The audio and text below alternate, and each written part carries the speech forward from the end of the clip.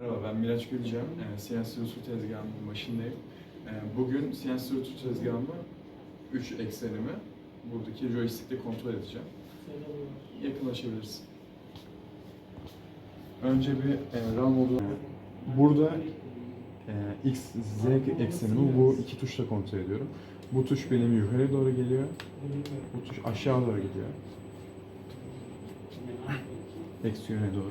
Ben tam değdiği noktaya ayarlayacağım şimdi. Tamamdır. Bu tuş benim X eksenim oluyor. Artı X eksenim. Bu eksi X eksenim. Bu artı Y eksenim. Şimdi X ve Y'ye aynı anda bastım. Bu da eksi Y eksenim. Böyle kontrol sağlıyorum.